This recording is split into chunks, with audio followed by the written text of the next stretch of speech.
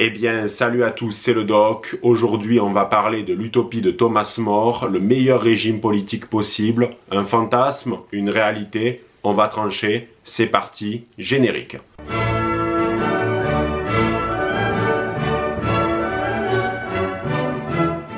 Thomas More est un homme politique, philosophe et auteur anglais qui est né en 1478 et qui est mort en 1535. Il est l'une des grandes figures de ce qu'on appelle l'humanisme, un courant de pensée né pendant la Renaissance italienne qui cherche à remettre l'homme au centre de toutes les préoccupations. C'est aussi un mouvement qui s'intéresse à la lecture des textes antiques, mais surtout à l'apprentissage du latin et du grec. Thomas More, de par sa vivacité intellectuelle et son intelligence, il a eu des charges prestigieuses. Il fut notamment diplomate, mais surtout conseiller du roi Henri VIII. Henri VIII, il est un petit peu controversé parce qu'il a divorcé beaucoup de fois et il a décapité certaines de ses femmes. Et Thomas More a décidé de prendre ses distances avec le roi suite à plusieurs événements. Tout d'abord, le fait que ce dernier n'arrêtait pas de divorcer, ce qui est contraire aux dogmes et aux croyances de Thomas More, qui était un homme profondément religieux, et en plus de ça, le fait que Henri VIII est responsable du schisme entre l'église anglicane et l'église catholique. Thomas More a décidé de quitter ses fonctions de conseiller du roi. Henri VIII a vu ça comme une forme de trahison. Il a fait arrêter et exécuter Thomas More, qui a donc été décapité. Alors, en 1935, le pape Pie XI a décidé de canoniser Thomas More et il est aujourd'hui considéré comme un saint. Cet auteur, il a eu une production extrêmement riche et aussi des échanges écrits avec d'autres humanistes de l'époque. On peut par exemple citer Erasme, mais il y a un ouvrage qui est au-dessus des autres et qui va être l'objet de cette vidéo. Il s'agit de l'Utopie qui a été publié en 1518. Ce texte, c'est une réaction à deux événements qui ont profondément changé la trajectoire de l'humanité.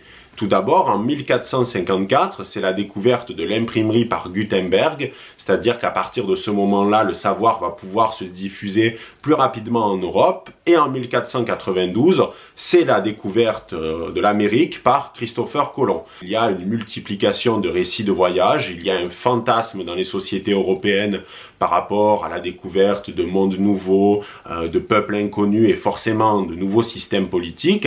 Et en écrivant l'Utopie, Thomas More va prendre une fiction, une œuvre fictive, pour insuffler ses idées politiques de ce qu'est pour lui le meilleur régime politique possible. Alors, ce qu'il faut comprendre, c'est qu'il y a eu plusieurs versions du texte, en tout quatre, certaines écrites par Erasme et d'autres par Thomas More. Ici, on va seulement aborder la plus connue, celle qui est rentrée dans la postérité et qui fut rédigée par More.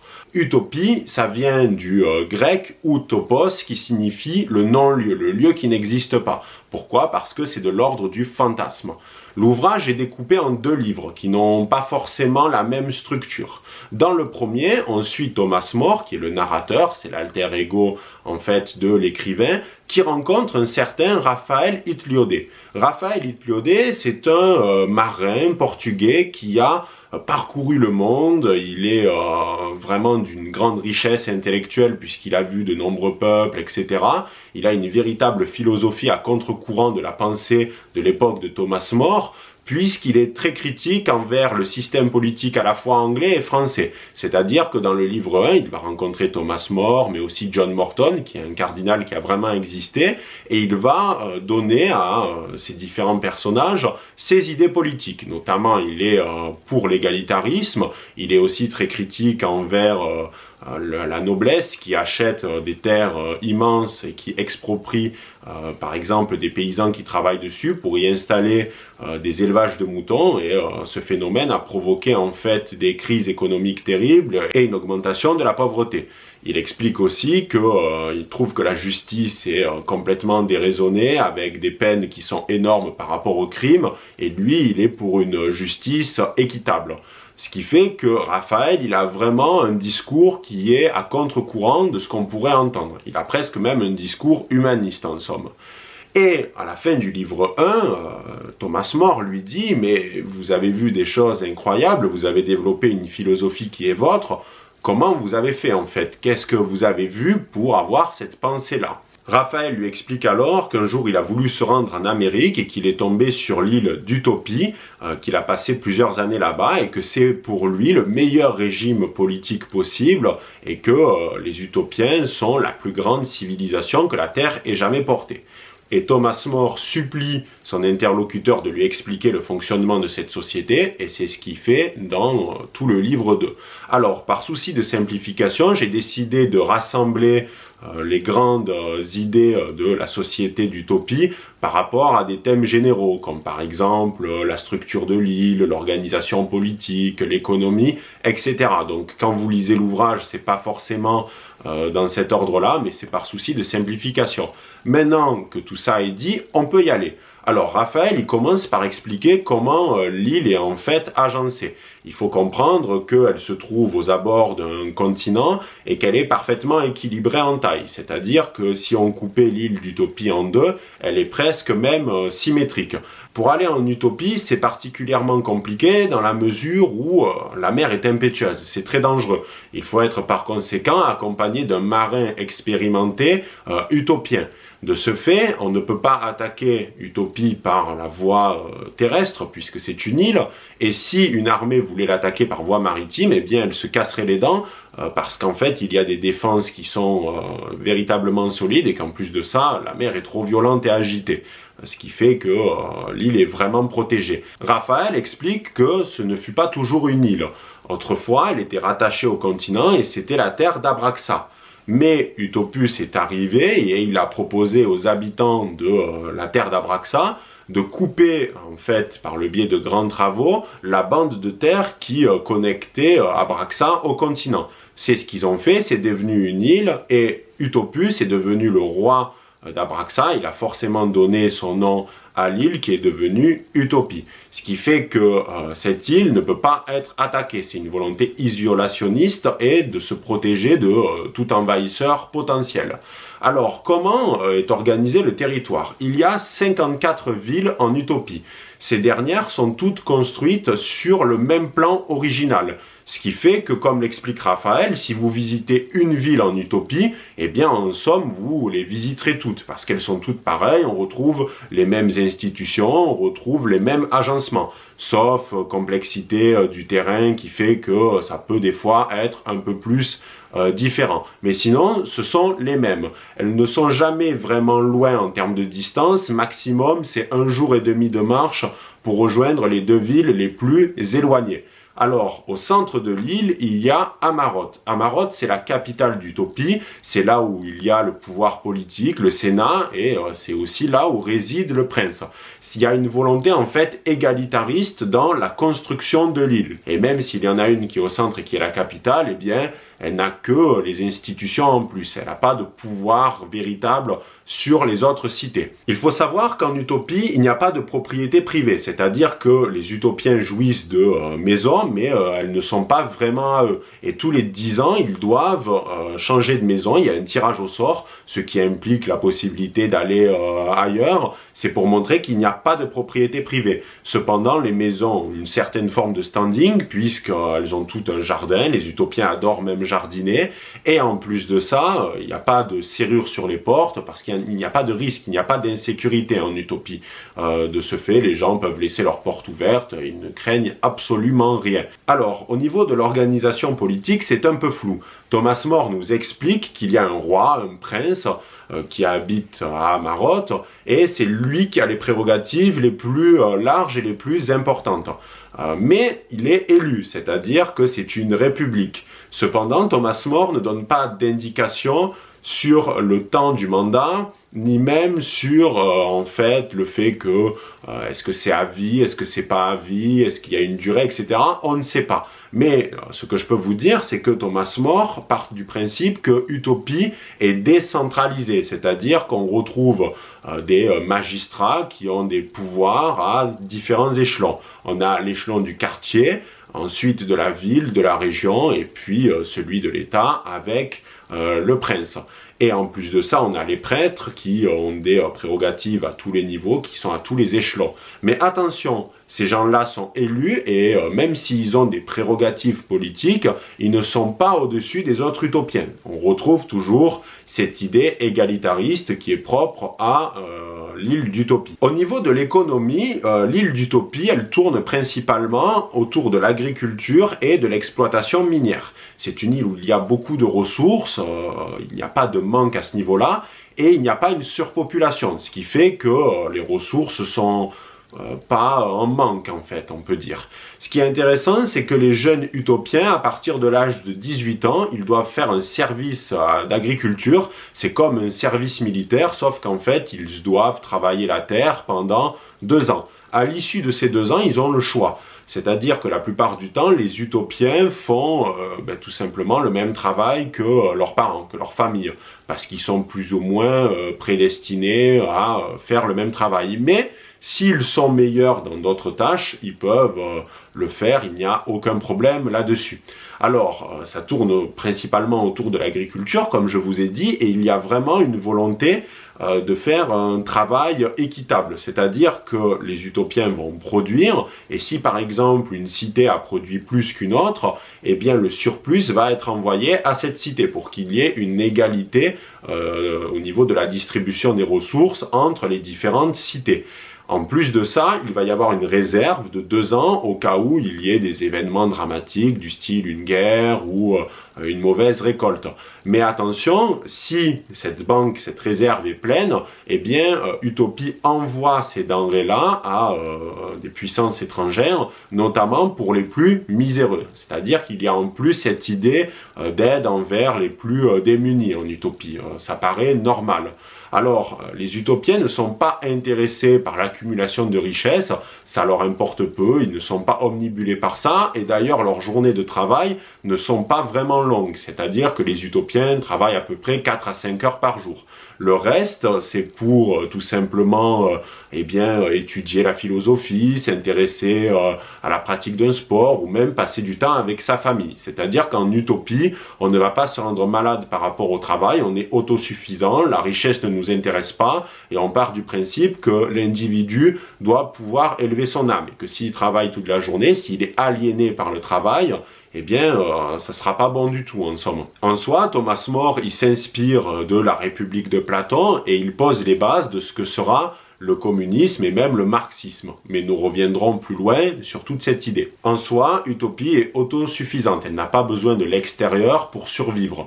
Elle est indépendante en tout. Elle a tout ce qu'il lui faut. Et elle a beaucoup de richesses puisqu'elle a des pierres précieuses, de l'or, etc. Au niveau de la société utopienne, il y a des familles. La famille est dirigée par le père et de ce fait, elle est patriarcale. Il y a de nombreux individus dans une famille, c'est-à-dire qu'il y a beaucoup d'enfants, mais il y a en plus la volonté de vivre avec toute la famille. Par exemple, les personnes âgées en utopie sont considérées comme des personnes à respecter. Elles sont extrêmement importantes, il faut les porter au pinacle, elles sont par exemple servies en premier lors des repas et elles vivent sous le même toit que les plus jeunes. Il n'y a pas de maison de retraite en utopie. Les utopiens respectent l'histoire, les institutions et l'État. Ils ont un amour pour leur histoire. C'est pas en utopie qu'on verrait des statues se faire déboulonner. Ça n'existe pas. Il y a un vrai respect. Au-delà de ça, les utopiens doivent fabriquer leurs propres étoffes. Pourquoi? Parce que, comme je vous ai dit, ils ne se sentent pas au-dessus des autres. Ils sont tous pareils au niveau de leur tenue. Il n'y a pas de fantaisie. Attention, en utopie, on ne peut pas se déplacer comme ça. Il faut en faire la demande. Et si on est pris plusieurs fois à être dans des régions où on ne devrait pas être normalement, eh bien on peut risquer la peine de mort. De ce fait, en utopie, il y a quand même des lois extrêmement liberticides. On ne fait pas vraiment ce qu'on veut. Et ça, il faut bien l'intégrer.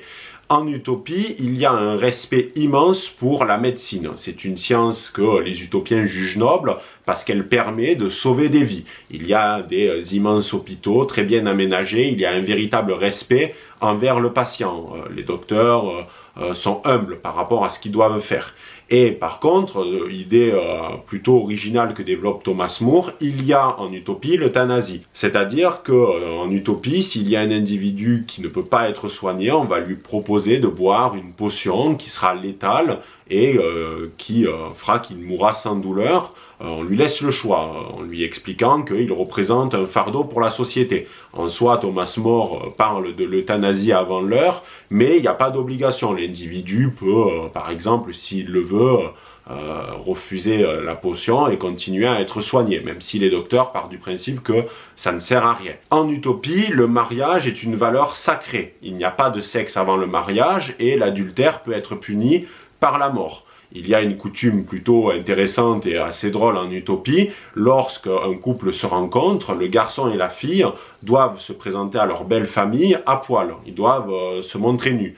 Pourquoi? Parce que Raphaël explique que quand on achète un objet du quotidien ou quand on achète un bœuf par exemple pour un élevage, on le regarde sur tous les angles, etc. Et les utopiens partent du principe que les vêtements cachent les formes et qu'il ne faudrait pas qu'il y ait un vice caché et que c'est une affaire trop importante pour ça. De ce fait, c'est justement parce que cette affaire est extrêmement importante qu'une fois que les individus sont mariés, c'est sacré, on n'y touche pas. Et comme je vous ai dit, on peut être puni par la mort si on est pris en train de pratiquer l'adultère. Il faut savoir qu'au niveau de la justice, eh bien, Utopie pratique la peine de mort, c'est pas un problème pour eux, mais attention, ils préfèrent l'esclavage. Pourquoi? Parce que lorsque on fait d'un individu un esclave, eh bien c'est plus utile. S'il est mort, il ne fait rien. Alors que s'il peut travailler et péter des pierres, ça peut être utile pour les utopiens. Mais attention, on essaye toujours en utopie de réparer sa dette au regard de ce qu'on a fait. Il n'y a pas une justice qui est véritablement répressive. Si on a fait une bêtise, on doit réparer notre bêtise à la hauteur de ce qu'elle a coûté à celui à qui on a causé du tort. Il n'y a pas de volonté de punir plus un individu. Par contre, une fois qu'on aura payé notre dette, on sera de nouveau réinséré dans la société, il n'y a pas de problème par rapport à ça. On ne sera pas mal vu ou quoi que ce soit. Et si un esclave a des enfants, eh bien, l'enfant ne sera pas considéré comme un esclave parce que c'est pas parce que vous avez fait des conneries que votre enfant doit payer pour vos bêtises. Absolument pas. De ce fait, en utopie, il y a beaucoup d'esclaves qui viennent la plupart du temps de l'étranger parce que, je vous l'expliquerai tout à l'heure, les utopiens sont un peuple bon par nature et ils ne connaissent pas vraiment le crime. Donc la plupart des individus problématiques viennent de l'extérieur, mais ils deviennent esclaves. Et ils sont ni emprisonnés, ni exécutés comme ça pour rien. Il faut vraiment le vouloir en fait pour subir la peine de mort en utopie. D'ailleurs, ce qui est intéressant, c'est que dans ce pays-là, eh bien, les esclaves ont des chaînes en or et ils portent des attributs avec des pierres précieuses. Alors c'est étonnant, c'est pour montrer que justement, pour les utopiens, eh bien l'or, les diamants, les bijoux, ça a que peu d'importance en réalité. C'est une ressource comme une autre. Les hommes ont tout simplement estimé que cette ressource valait plus que les autres et qu'ils pouvaient s'enrichir sur cette dernière. Mais les utopiens ne valident pas cette conception et justement ils le montrent en donnant ces ressources aux individus les plus bas dans la société, c'est-à-dire les esclaves. De ce fait, quand il y a des ambassadeurs qui viennent en utopie avec tout leur or, tous leurs apparats, eh bien ils se retrouvent comme des cons parce qu'ils voient que l'esclave du coin qui casse un caillou, eh bien il a plus d'or que lui sur lui. C'est pour montrer que en fait ils ne sont pas achetables non plus. C'est pas des gens qui sont corruptibles. Ils ne sont pas intéressés par tout ça et de ce fait ils n'utilisent pas l'or pour des choses clinquantes. Et les objets du quotidien sont faits avec par exemple de la terre cuite, etc. Mais c'est pas dans une volonté que ça soit clinquant. L'objet peut être beau, il peut être esthétique, mais ça n'a que peu de valeur en soi. C'est comme ce que je vous disais avec les habits. Les habits sont confectionnés par les utopiens eux-mêmes et ils ont peu de valeur. Au niveau de la chasse, eh bien les utopiens n'aiment pas trop ça. C'est-à-dire que pour eux, plus on voit du sang, plus on va être amené à tuer des animaux, eh bien plus on va être à même d'un jour avoir des pulsions meurtrières. De ce fait, les abattoirs sont mis à l'extérieur des villes parce que c'est impur en quelque sorte et il y a tout simplement des individus qui se relaient pour abattre les animaux pour pas que à force de tuer la bête, eh bien on devienne fou parce que les utopiens partent du principe que les bouchers, à force de tuer, risquent de devenir fous. Ils n'aiment pas vraiment la vue du sang, ça les débecte tout simplement. Au niveau de la religion, les utopiens croient en la divinité Mitra. Mais il y a des différences de courant. Mais attention, en utopie, il y a une véritable liberté de culte. Et d'ailleurs, tous les temples sont assez neutres pour que chacun puisse s'y reconnaître. Il faut comprendre que les utopiens, c'est vraiment un peuple qui est animé par les passions les plus saines. Ils ne sont pas méchants, colériques, ils ne sont pas intéressés par le meurtre. C'est pas un peuple du tout violent. Vraiment, ils ont un bagage de valeurs extrêmement important. Ils ont la bonté en eux, ce qui fait que c'est assez simple de les gouverner dans la mesure où ils ne sont pas animés par les plus bas instincts. C'est pas la vision de Machiavel ou de Hobbes. Et comme je vous ai dit, ceux qui posent la plupart du temps problème sont des gens qui viennent de l'extérieur, hors utopie. Alors certaines choses sont prohibées, comme par exemple les jeux de hasard, etc.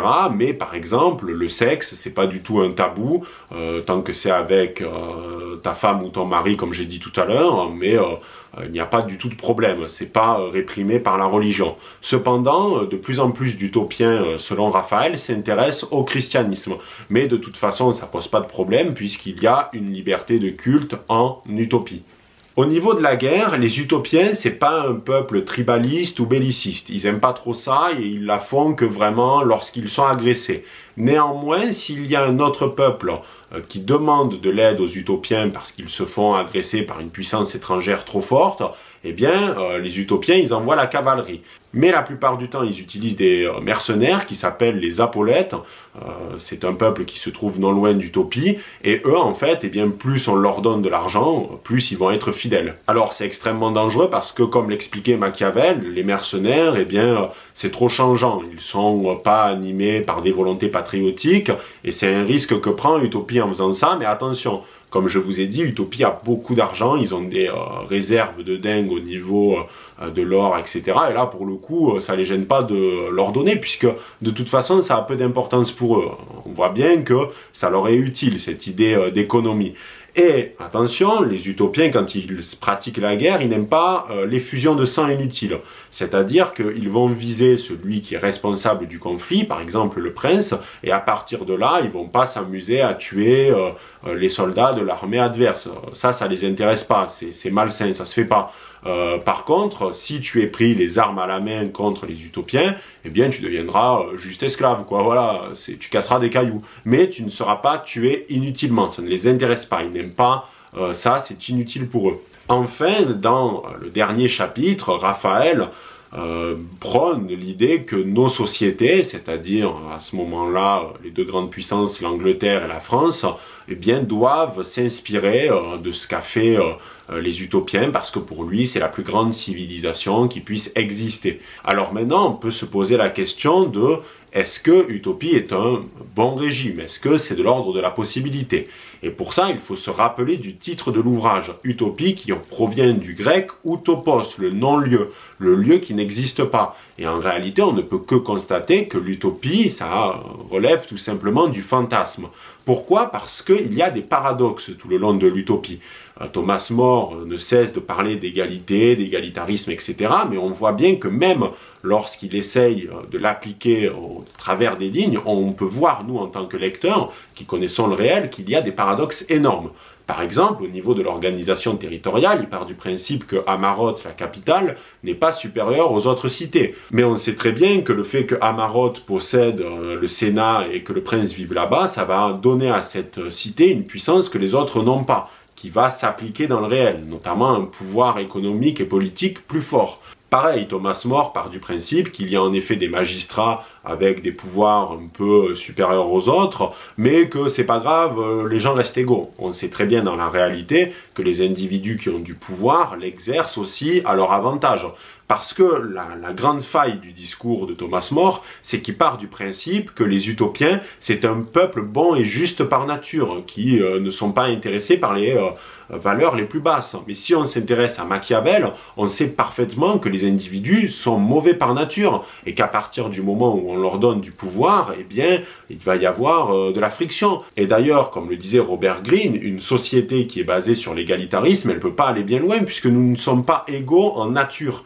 De base, il y a des gens plus intelligents, il y a des gens qui vont être des meneurs d'office, il y a des gens qui vont être plutôt des suiveurs, c'est pas un problème, c'est pas grave, mais on ne peut pas nier ça. Et en fait, Thomas More lutte contre un paradoxe sans cesse tout le long de Utopie, parce qu'on voit sa volonté de construire cette société égalitariste, Mais en fait, il s'arrange en disant oui, mais les utopiens, de toute façon, c'est le meilleur peuple sur Terre, ils sont gentils, ça les gêne pas, ils sont intéressés par rien. Mais ça n'existe pas. Les gens ne sont pas bons par nature et ça relève du fantasme. En réalité, utopie, ça pourrait être parfait dans une société uniformisée où tout le monde pense pareil, où presque en fait les individus sont des robots froids et qu'ils font ce qu'il y a à faire.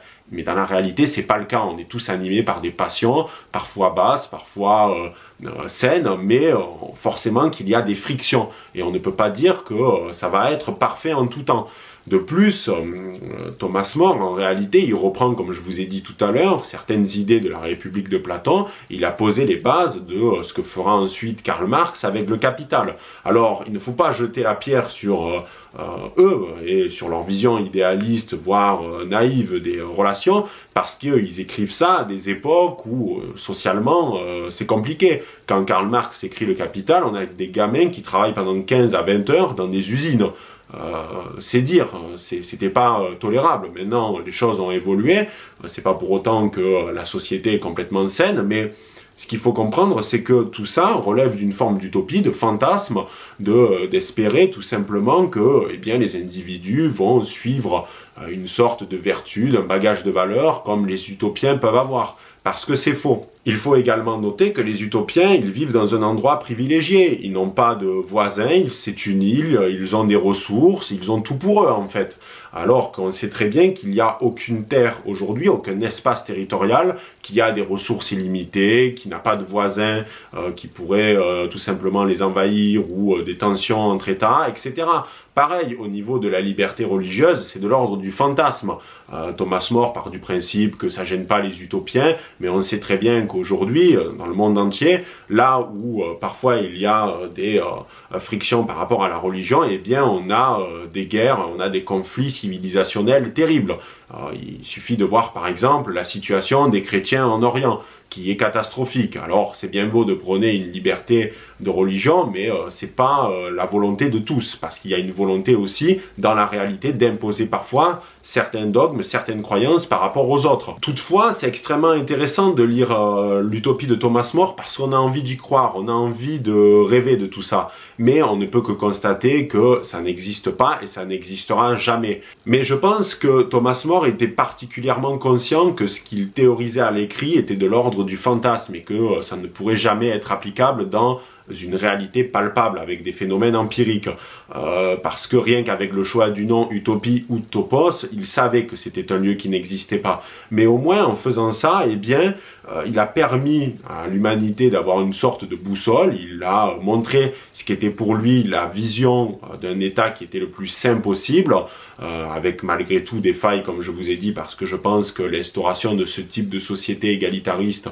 c'est profondément dangereux parce que nous ne sommes pas égaux par nature et c'est une volonté politique d'imposer une situation qui dans les faits n'est pas réelle. Néanmoins, il faut regarder Utopie de Thomas More avec une certaine indulgence, mais il faut plutôt se focaliser sur des ouvrages comme Le Prince de Machiavel ou Le Léviathan de Hobbes pour trouver vraiment ce qu'est la réalité politique avec malheureusement toutes ces bassesses, en gardant dans l'esprit que l'utopie pourrait être adaptable sur certains aspects. Voilà les barons, en tout cas j'espère que cette vidéo vous aura plu, je vous invite à aimer, commenter, partager et on se retrouve dans plusieurs jours pour soit une analyse d'actualité, soit une analyse d'un ouvrage. C'était le doc, ciao les barons.